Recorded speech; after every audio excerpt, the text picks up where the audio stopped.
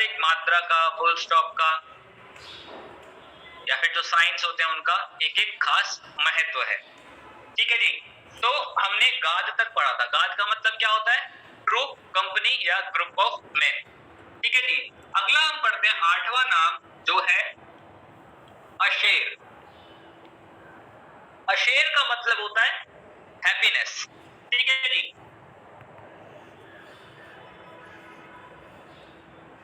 आप लोग खुश हैं? आपकी जिंदगी में हैप्पीनेस है या कितने लोग नहीं है? हाँ, मुझे बस 3 बंदे दिख रहे हैं और तीनों खुश हैं, तो मैं समझता हूँ कि हम सब में खुशी है। ठीक है। खुशी कहाँ से आती है? एक होता है आनंद, एक होता है खुशी। ठीक है जी। हैप्पीनेस को अगर हम इंग्लिश में करें तो दो मतलब निकलते हैं। ठीक है। कुछ लोग कहते हैं हैप्पीनेस को खुशी और कुछ कहते हैं आनंद। अब मुझे बताइए इन दोनों में क्या डिफरेंस है? खुशी और आनंद में क्या कोई डिफरेंस है? खुशी कुछ चीजों से मतलब खुशी पास्टर जी कुछ मतलब चीजों से मिलती है कि ऐसा हो गया तो हम खुश हैं। आनंद एक इनर फीलिंग है। ठीक है। मतलब अगर हमें कोई मटेरियलिस्टिक थिंग मिली, हाँ जी, ठीक है, जैसे हमने सपोज नया फोन लिया तो हमें खुशी हुई कि हमारे पास ये चीज आई और हम बहुत खुश हैं, यही कहने का मतलब है। और आनंद जो हमारे अंदर फीलिंग है कि हमें कुछ मिल रहा है, नहीं मिल रहा, हमारे पास ये है नहीं है, लेकिन फिर भी हम आनंदित हैं। हम कोई हमारे अंदर नेगेटिविटी नहीं आ रही, हम पॉजिटिव सोच रहे हैं, पॉजिटिव बात कर रहे हैं, पॉजिटिव दिखा रहे हैं अपने आप को। तो ये तो मतलब होते हैं हैप्पीनेस के, खुशी और आनंद। ठीक है। हैप्पीनेस आती कहां से है? अकेले रह के कितने बंदे खुश होते हैं कि मैं अकेला हूं इसलिए मैं खुश हूं? आप अकेले हो, आपके पास कोई बात करने के लिए नहीं है इसलिए आप खुश हो? हाँ, इसलिए मैं खुश नहीं हूँ, मतलब अकेली भी होती हूँ तो भी खुश हूँ। तो भी नहीं, मैंने पूछा कितने लोग अकेले रह के खुश हैं? मुझे किसी की जरूरत नहीं, मुझे कुछ नहीं चाहिए, मुझे बंदा नहीं चाहिए, कोई नहीं चाहिए, मैं अकेले खुश हूँ। हाँ, नहीं हो सकता, पॉसिबल ही नहीं है। ठीक है। अकेलापन दिखाता है लोनलीनेस को। ठीक है।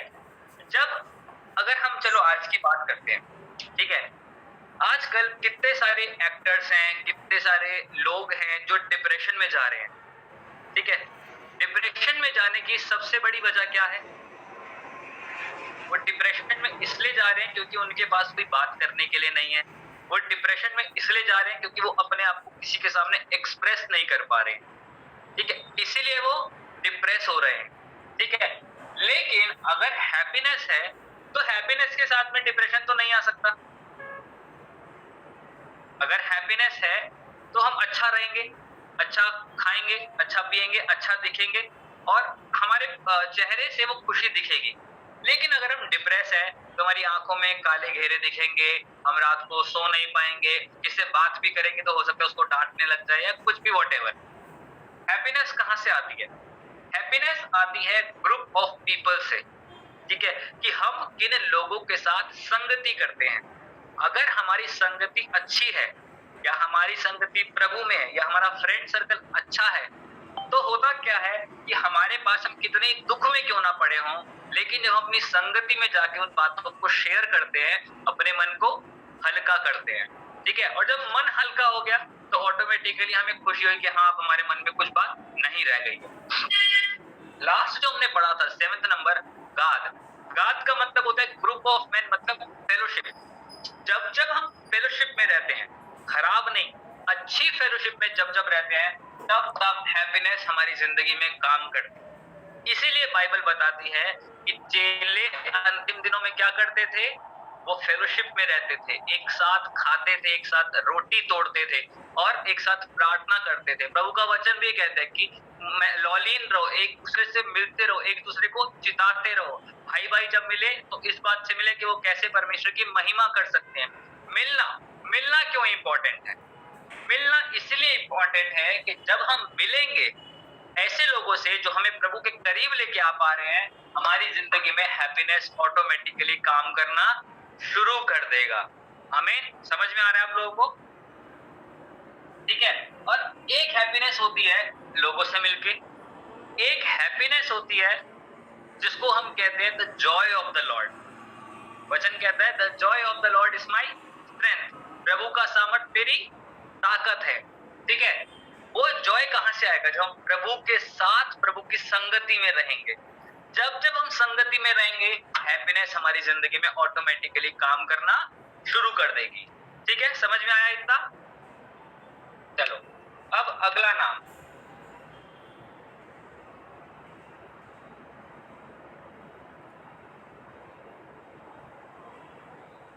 ईसाकार। ठीक है जी। ईसाकार का मतलब होता है हायर। हायर का मतलब पता है आप लोगों में से किसी को? हायर का मतलब क्या होता है? जॉब में लोगों को हायर कर लेते हैं। ठीक है। इंटरव्यू देने गए तो जी मेरी हायरिंग वहां पर हो गई। ठीक है। अभी हम जवान है तो हम लोग एक दूसरे से पूछते रहते हैं कि भाई कहाँ पे हायरिंग चल रही है, कहाँ हम जाके वॉक इन इंटरव्यू दे सकते हैं, कहाँ पे हम जॉब की अपॉर्चुनिटी और अच्छे से ले सकते हैं। हायर का मतलब होता है मोल लेना। किसी को आपने कुछ पैसे दिए या आप उसको कुछ दोगे, उसके बदले में आप उससे अपना काम करा सकते हो। यही मतलब होता है। जॉब में यही होता है, आपको सैलरी मिलती है, सैलरी के बदले आपको इतना सारा काम करना पड़ता है। ठीक है। A part of spiritual body of believers, one is equipped for works of service in advancing the kingdom of Elohim. ईसाकार का मतलब होता है हायर। हायर का मतलब होता है किसी को मोल लेना। और जब हम एक विश्वासी होते हैं तो हमारा ये काम है कि हमें इस बात को समझना पड़ेगा कि अब यीशु मसीह ने हमें हायर कर लिया है ताकि हम उसके राज्य में काम कर सके। और जब हम वो काम को करेंगे तो उसकी मेहनताना के रूप में हमें क्या मिलेगा? हमें ब्लेसिंग मिलेगी, हमें छुटकारा मिलेगा और हमें अनंत जीवन के हम सहभागी होंगे। ठीक है। तो ऐसे जैसे हम मसीह में बढ़ते जाते हैं, हम और ज्यादा अपनी पदवी को और मजबूत करते जाते हैं। जैसे कंपनी में देखो तो एक कंपनी में हर 6 महीने के बाद 1 साल का इंक्रीमेंट होता है। ठीक है जी। इंक्रीमेंट में क्या होता है? या तो आपकी सैलरी बढ़ती है या आपकी पोस्ट भी बढ़ती है और आपकी सैलरी भी बढ़ती है। ठीक है। तो वैसे ही जब हमें कोई हायर करता है तो एक टाइम पीरियड के बाद वो हमारे पूरी ओवरऑल चीजों को देखता है कि लास्ट 365 डेज में या 12 मंथ्स में इसने कैसा काम किया। अगर इसने अच्छा काम किया तो इसको इंक्रीमेंट दो, इसको और आगे बढ़ाओ। और अगर नहीं किया इसने वो काम तो क्या करो? इसकी सैलरी काट दो। सैलरी काट दो, नहीं तो इसको बाहर भेज दो, इसकी जगह कोई और अपॉइंट करो। या तो इसको अच्छे से बैठ के सिखाओ कि 1 साल में तेरा परफॉर्मेंस सही नहीं रहा, इसलिए तेरे को ये काम नहीं कर पा रहा है। लेकिन जो एक व्यक्ति अच्छा काम करके दिखाता है, कंपनी उसको प्राउड करती है, कंपनी उसको कुछ इन हैंड भी सैलरी बढ़ाती है और कुछ ना कुछ अवार्ड भी उसको देते हैं कि देख तूने इस पिछले साल में इतने अच्छे से काम करके दिखाया है और हमें इस बात पे गर्व है कि हमने तुझे हायर किया और तूने हमारी कंपनी के नाम को ऊंचा किया। वैसे ही जब हम बपतिस्मा लेते हैं, यीशु मसीह के नाम पे विश्वास करते हैं, हम इस बात को दिखाते हैं कि यीशु मसीह तूने हमको हायर कर लिया है, तूने हमारा मोल ले लिया है, अब हमें सैलरी चाहिए, हम तेरे लिए काम करेंगे। जरूरी नहीं है कि सारे लोग फुल टाइम सेवकाई करें। ठीक है। एक चीज आजकल बहुत चल रही है कि कुछ करो ना करो, प्रभु की सेवा जरूर करो। ठीक है। बहुत सारे पास्टर से बात बोलते हैं, कुछ करो ना करो, प्रभु की सेवा जरूर करो। बहुत अच्छी बात है, आपको प्रभु की सेवा करनी ही करनी है। लेकिन प्रभु की सेवा करने से पहले अपने आप को इतना काबिल बनाओ कि जब आप प्रभु की सेवा करने निकलो तो आपका फोकस वही हो, आपका फोकस डाइवर्ट ना हो। दूसरा, अपनी कॉलिंग को जानो कि किस काम के लिए आपको हायर किया गया है। आपको शिक्षा देने के लिए हायर किया गया है, आपको भविष्यवाणियां करने के लिए हायर किया गया है, आपको वचन सुनाने के लिए हायर किया गया है, आपको काउंसलिंग करने के लिए हायर किया गया है, आपको चंगाई देने के लिए हायर किया गया है। किस काम के लिए आपको हायर किया गया है? जब तक वो नहीं जानोगे, जब तक वो हायरिंग हमारी जिंदगी में क्लियर नहीं होगी, तब तक इंक्रीमेंट होना बहुत मुश्किल है। एक आईटी कंपनी वाले को अगर आप सेल्स में डाल दोगे तो कभी उसमें आगे नहीं बढ़ पाएगा, क्योंकि क्योंकि उसका दिमाग आईटी में चला गया पूरा, ठीक है। वो कंप्यूटर की सारी नॉलेज रखता है, वो एक बटन दबा के कर सकता है कि कौन सी फाइल कहाँ से निकालनी है, कैसे इसको ठीक करना है, कैसे उसको ठीक करना है। जिसको सेल्स की नॉलेज नहीं है, अगर उसको सेल्स में डाल दोगे तो उसका तो कोई काम ही नहीं ना, है ना। अगर मैं आपको बोलूं कि आपको इटालियन खाना बनाना नहीं आता, ठीक है, आई बिलीव सबको आता होगा, लेकिन मैं बोलूं अगर आपको इटालियन खाना बनाना नहीं आता और आपके सामने 10 इटालियन चीजों के नाम रख के दे दो कि मुझे ये बना के दो, आप में से कितने लोग बना लेंगे और वैसे ही बना लेंगे? नहीं बना पाओगे ना। अगर आप गूगल से, यूट्यूब से देख भी लो, ठीक है, तब भी वो स्वाद तो नहीं आ पाएगा ना जो ऑथेंटिसिटी आनी चाहिए। लेकिन अगर मैं किसी को बोलूं कि दाल तड़का बना के दिखाओ, वो सब एक से बढ़कर एक बना देंगे। क्यों? क्योंकि आपको वो काम बहुत अच्छे से आता है, आप डेली उस काम को करते हो, आप अगर आप में इतने परफेक्ट हो चुके हो, मैं आपको बता सकता हूँ कि आप आंख बंद करके भी दाल को तड़का मार सकते हो, ठीक है, आप डेली दाल को तड़का मारते हो, ठीक है। वहीं अगर मैं बोलूं कि मुझे सालसा बना के खिलाओ, तो पहले तो आधे लोग पूछेंगे होता क्या है, फिर पूछेंगे इसमें डलता क्या है, फिर पूछेंगे पास्टर जी हमारे बस की नहीं है, आप कर लो खुद, ठीक है। वैसे ही जब तक हमें इस बात की क्लैरिफिकेशन नहीं होगी कि हम किस काम को करने के लिए बुलाए गए हैं, तब तक हम आगे नहीं बढ़ पाएंगे। आप प्रार्थना कर रहे हैं, बहुत अच्छी बात है, वचन पढ़ रहे हैं, बहुत अच्छी बात है, लेकिन जिस काम के लिए बुलाए गए हैं, अगर वो ही आपकी जिंदगी में क्लैरिटी नहीं है, तो आप कभी उधर भागोगे, कभी उधर भागोगे, कभी उधर भागोगे। कोई प्रचारक ने आपको बोल दिया कि आपके ऊपर भविष्यवाणी का आत्मा है, आप भविष्यवाणी करने लग जाओगे। किसी प्रचारक ने आके बोल दिया कि जी मैं देख रहा हूँ आप लोगों को चंगा कर रहे हो, आप चंगाइयां देनी शुरू कर दोगे, ठीक है। किसी ने आके बोल दिया कि मैं देख रहा हूँ आप प्रार्थना में लॉलीन हो रहे हो, आप प्रार्थना करने लग जाओगे। आपको पता नहीं चलेगा आप क्या कर रहे हो, ठीक है। लेकिन अगर आपको आपकी कॉलिंग कंफर्म्ड है कि हाँ मेरी ये कॉलिंग है, तो आप उसी को फोकस करोगे, आप उसी में अपना ध्यान दोगे, आप क्योंकि जान चुके हो कि आप किस काम के लिए बुलाए गए, ठीक है। जैसे मैंने पहले आपको एक बात सिखाई थी कि हमारी पहली कॉलिंग क्या है, सैल्वेशन, उद्धार पाना, ठीक है। उसके बाद सारी चीजें आती हैं। अब यीशु मसीह में आके आप जान चुके हो कि मैंने उद्धार पा लिया, लेकिन अब मुझे उस उद्धार में बने रहने के लिए प्रार्थना करनी भी जरूरी है, वचन पढ़ना भी जरूरी है, प्रभु के साथ समय बिताना भी जरूरी है, लोगों को सुसमाचार देना भी जरूरी है, लोगों की काउंसलिंग करनी भी जरूरी है। ये सारे काम उद्धार पाने के लिए आपको फोकस कर रहे हैं, ठीक है। लेकिन अगर मैं आपको बोलूं आपकी कॉलिंग ये नहीं है, आपकी कॉलिंग कुछ और है, तो आप क्या बोलोगे, यार फिर तो मैंने टाइम वेस्ट कर दिया। अब एक 10th के बच्चे को लो, ठीक है, वो आगे की पढ़ाई इस बारे को सोच के लेता है कि मुझे आगे क्या करना है, ठीक है, वो आगे कौन से कॉलेज में जाना है, उसके बिहाफ पे वो 11th में आके साइंस, आर्ट्स या कॉमर्स में से कुछ चूज करता है, ठीक है। वो बच्चा 10th का पहले आर्ट्स चूज कर ले, फिर आगे जाके बोले मुझे नर्सिंग में जाना है, तो उसका वो जो आर्ट्स किए हुए 2 साल है वो तो बर्बाद हो जाएंगे ना, वो तो उसके किसी काम के नहीं रहे। क्यों? क्योंकि जिस डायरेक्शन में उसे जाना था उसको वो डायरेक्शन ही क्लियर नहीं थी, इसलिए उसने बहुत सारा समय अपना बर्बाद कर दिया। वैसे ही जब कोई हमें हायर करता है तो हमें ये जानना है कि हम किस काम के लिए हायर किए गए हैं या हम किस काम के लिए बुलाए गए हैं। ईसाकार जो था वो भी ऐसा ही था। एक समय पे आके उसको महसूस हुआ कि हाँ मेरे गोत्र को किस लिए प्रभु ने बुलाया है। आप लोगों को किस लिए प्रभु ने बुलाया है, बताओ, आपको क्यों हायर किया प्रभु ने? बोलो बोलो कोई। हमारे उद्धार के लिए और आशीषें देने के लिए। देखो तुम्हारी को बात तो मैं आपको एक चीज क्लियर कर दूं, ये जो इजरायली थे उनका 40 दिन का सफर 40 साल में बदल गया, ठीक है। लेकिन परमेश्वर ने वहां पर भी उनको आशीष दी, तो आशीष देने के लिए उसने हमें नहीं बुलाया, पहली बात, ठीक है। हम प्रभु के साथ संगति करें, ठीक है, पहली बात प्रभु के साथ संगति करने के लिए। दूसरी बात उसका राज्य बढ़ाने के लिए। अगर हम मत्ती 28-17 पढ़ें तो इसमें एक बात लिखी है कि जाओ सुसमाचार सुनाओ, मेरा चेला बनाओ, बपतिस्मा दो। ये तीनों काम किस में है? उसका राज्य बढ़ाने में, ठीक है। तो हमारा काम क्या है, हम किस लिए हायर किए गए हैं? ये 3 कामों को करने के लिए।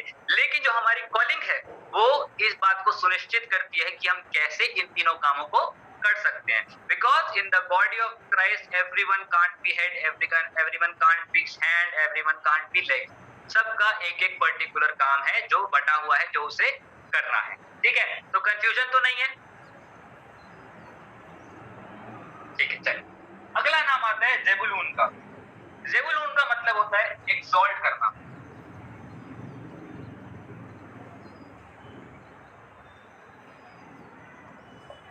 एक्सॉल्ट या ऑनर करना। ठीक है, जब हमें कोई एक्सॉल्ट करता है या हमारा कोई ऑनर करता है तो क्या हमें अच्छा लगता है या बुरा लगता है? पर्सनली बताना, क्या लगता है? अच्छा लगता है, बुरा लगता है? हाँ, अच्छा ही लगेगा, अच्छा लगेगा। अच्छा लगेगा। वाह निशा सिस्टर, आपने कितना अच्छा चश्मा पहना है। मेरे को बहुत अच्छा लग रहा है। कितने का है? 1000 का, 2000 का? बहुत अच्छा चश्मा लग रहा है। आप हंसे क्यों? अच्छा लगेगा, मेरा चश्मा टूटा हुआ है। हमारी प्रेज की जाती है, तुम्हें अच्छा लगता है।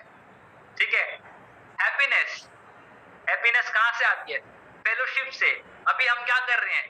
फेलोशिप कर रहे हैं। फेलोशिप में जब मैंने आपकी प्रेज करी तो आपको कैसा लगा? खुशी हुई, आनंद लगा कि मेरी चीज की इतनी तारीफ की गई। इतनी से स्क्रीन में इतना सा चश्मा दिख रहा है, लेकिन फिर भी मेरी तारीफ की गई, मेरे चश्मे की तारीफ की गई, अच्छा लगा। जब कोई किसी का ऑनर करता है या किसी की किसी पर्टिकुलर चीज को एग्जॉल्ट करता है तो हम क्या होते हैं? खुश हो जाते हैं, हम मोटिवेट हो जाते हैं। ठीक है, अब अगली बार से क्या होगा? अगर मैं किसी को बोलूं यार आपने शर्ट बहुत अच्छी पहनी है, तो अगली बार से उसकी एक्सपेक्टेशन क्या होगी कि ये शर्ट अच्छी लग रही थी, अगली बार इससे भी और अच्छी शर्ट पहन के जाऊंगा और दिखाऊंगा, पास्टर जी देखना जरा, पास्टर जी देखना ये सही लग रही है, पास्टर जी देखना जरा सही लग रही है। होता है ऐसा। जब हम किसी को एग्जॉल्ट करते हैं, जब हम किसी का ऑनर करते हैं तो वो बात उसको मोटिवेट करती है और आगे बढ़ने के लिए और आगे जाने के लिए। वैसे ही हम ऑक्यूपाई किए गए हैं यीशु मसीह के दोबारा आगमन के लिए कि जब वो आए तो हम उसको एग्जॉल्ट कर सके, उसका ऑनर कर सके। किसके आगे? अन्य जातियों के आगे। अभी हम क्या कर रहे हैं? हमारा ये काम है कि हमें यीशु मसीह के नाम को एग्जॉल्ट करना है, यीशु मसीह के नाम को ऑनर करना है और इस बात को दिखाना है। कैसे? बोल बोल के नहीं, हर चीज आप बोल के नहीं दिखा सकते। मैं आपको क्लियर कर दूं। ठीक है, कई लोग प्रचार करते हैं ऐसे जैसे वो बसों में लिखा नहीं होता वशीकरण से छुटकारा पाए, सौतन से छुटकारा पाए, ये करें वो करें, वैसा कई लोग प्रचार करते हैं। तो ऐसा होता क्या है कि कुछ लोग डिस्ट्रैक्ट हो जाते हैं कि यार दूसरे लोग भी तो यही कर रहे हैं, हम भी यही कर रहे हैं, तो हम में और उनमें क्या फर्क? ठीक है, कईयों को प्रचार करना नहीं आता, प्रचार इन द सेंस सुसमाचार सुनाना नहीं आता, और वो चले जाते हैं। और उसके बाद होता क्या है, कई बार उनको मुंह की खानी पड़ती है, कई बार उनको बेइज्जती फील करनी पड़ती है, और फिर वो आके कहते हैं यीशु मसीह हमारी तो बेइज्जती हो गई। अब क्या यीशु मसीह उतर के नीचे आ जाए तुमसे सॉरी मांग ले? हाँ, तुम्हें कोई चीज करनी नहीं आ रही, ठीक है, उसका जिम्मा किस पे? यीशु मसीह पे थोड़ी ना है। अगर मैं किसी चीज को सीखूंगा नहीं तो मैं कभी उसको आगे अच्छे से प्रेजेंट नहीं कर पाऊंगा। ठीक है, आजकल हो क्या रहा है, हम चर्च में जाते हैं, नया नया विश्वास रखते हैं, प्रभु हमने तुझे विश्वास किया, चर्च में वचन सीखते हैं कि जी जाओ राज्य में सुसमाचार सुनाओ, चेला बनाओ, जाति को बचाओ और बपतिस्मा दो और जहां जितना हो सके प्रचार करो। बहुत अच्छी बात है, कुछ लोग बहुत पम्प्ड अप होके चले जाते हैं प्रचार करने, लेकिन उनको ये पता नहीं होता वो बोलना क्या है। वो एक बात बोलते हैं, दो बात बोलते हैं, जब सामने से कोई कन्फ्रंट करता है तो वो चुप होके बैठ जाते हैं। ठीक है, आपकी जिंदगी में आप हर चीज बोल के नहीं समझा सकते, क्योंकि कुछ लोग आपकी बोली को नहीं समझते, कुछ लोग आपकी बोली को नहीं देखते, कुछ लोग आपकी बोली को अच्छा भी नहीं मानते। वो देखते हैं तो आप चल कैसे रहे हैं, वो देखते हैं कि आपके एक्शंस कैसे हैं, वो देख रहे हैं कि आप किस तरीके से काम करते हैं। इंग्लिश में एक बहुत अच्छी बात कही जाती है, action is louder than words. आपके एक्शंस आपके शब्दों से ज्यादा फर्क डालते दुनिया में।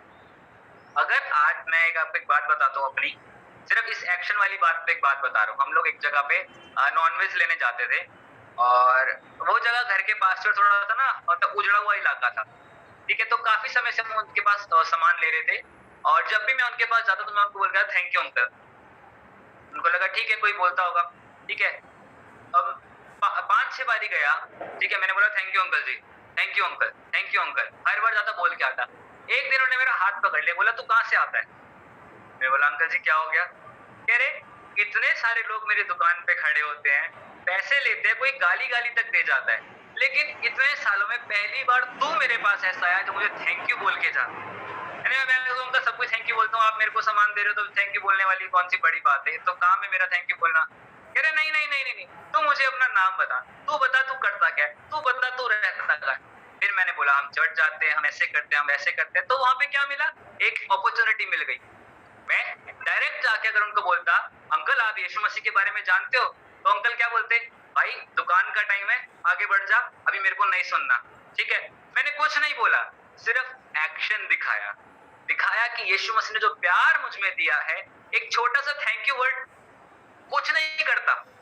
ठीक है, लेकिन जिसको उसको सुनने की आदत ना हो, उसके कान में अगर ये वर्ड जाता है तो वो चौंक जाता है कि यार इतने सारे लोगों में से कोई मुझे नहीं बोल रहा, ये छोटा सा लड़का आके बोल रहा है, अलग बात है।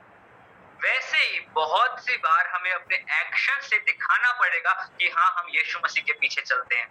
थैंक यू से कुछ नहीं बदला, उन्होंने विश्वास किया नहीं किया नहीं जानता।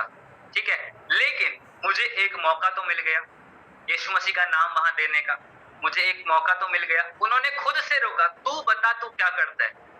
अपना गल्ला छोड़ के उन्होंने गल्ले पे किसी और को बिठाया, अलग आके मेरे से बात करी। और मेरे पापा दूर खड़े हुए थे, पूछ रहे थे क्या हो गया, पैसे वैसे की बात है? मैंने कहा नहीं नहीं, वो जस्ट पूछ रहे थे कि थैंक यू बोल रहा है। कह रहे अच्छा ठीक है, क्योंकि ऑब्वियस सी बात है ना, एक थैंक यू बोलने पे कोई आके गर्दन पकड़ लेगा, बोलेगा हाँ भाई कैसे बोल रहे, तो थोड़ा अजीब लगेगा। लेकिन फिर भी जब हम एक्शंस अच्छे करते हैं, ठीक है, तो हमें मौका मिलता है बहुत सी बार यीशु मसीह के बारे में बताने का। ठीक है, तो हमने क्या किया यहाँ पे, छोटे से एक्शन के द्वारा यीशु मसीह के नाम को ऑनर दिया। हमने बताया हम मसीह के लोग हैं, हम मसीह वाले हैं, यीशु मसीह ने प्यार करना सिखाया है। अंकल आप भी प्रार्थना करना, अंकल आपकी जिंदगी में प्रभु काम करेगा। उन्होंने विश्वास किया नहीं किया मैंने नहीं जाना। ठीक है, उसके बाद जब हम गए तो वो अंकल वहां से शिफ्ट हो चुके थे, बट कोई बात नहीं, मुझे एक मौका मिला वहां। ठीक है, तो वैसे ही रादर देन वर्ड्स अपने एक्शन से भी काम करना शुरू कीजिए। कई बार हमारे वर्ड्स बहुत अच्छे होते हैं लेकिन हमारे एक्शंस अच्छे नहीं होते, और फिर हम अपने लिए भी ठोकर, सामने वाले के लिए भी ठोकर। ठीक है जी, चलिए, ज़बूलून का मतलब एक्सॉल्ट करना, ऑनर करना। ठीक है जी, किसको एक्सॉल्ट करना? यीशु मसीह के नाम को एक्सॉल्ट करना अन्य जातियों के आगे। 11 जोसेफ। जोसेफ के बारे में कौन कौन जानता है?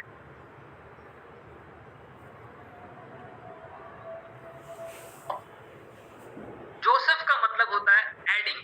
एडिंग मतलब ऐड करना, बढ़ाना, बढ़ावा देना। This refer to adding to the body of believers in Yeshua through outreach or to reward in Yahweh's eternal kingdom for a job well done laboring in Yahweh's field. ठीक है, Joseph का मतलब होता